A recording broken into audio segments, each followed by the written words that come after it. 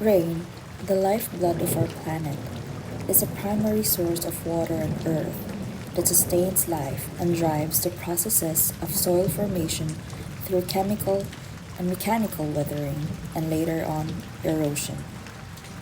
As raindrops descend from the heavens, they bring with them the power to shape our landscapes. When rain hits bare soil, especially without the protective cover of vegetation, it sets off a chain reaction known as soil splashing. These impacts can dislodge soil particles, spread plant pathogens, and contribute to forming soil crust. The amount of soil splash caused by a raindrop impact can be influenced by the size of the drop, its speed, and the strength of the soil. A raindrop's maximum speed during its fall is called the terminal velocity. As the size of the drop increases, its terminal velocity also increases, and when this big raindrop with high velocity hits the soil, it causes a splash.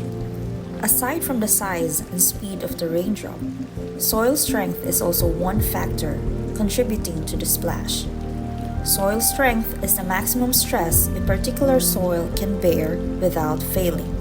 Weaker soils are more prone to splashing, leading to erosion and degradation over time. Some practices can be done to mitigate the soil splash and erosion caused by it, such as conservation tillage and no tillage, adding of organic matter, mulching, and planting of cover crops.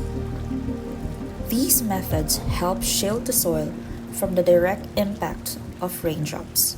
These practices improve soil structure, reduce erosion, and ultimately preserve the health of our soils. In the delicate dance between rain and soil, understanding and managing the impact of raindrops is crucial for preserving our soils and ensuring a sustainable future for generations to come.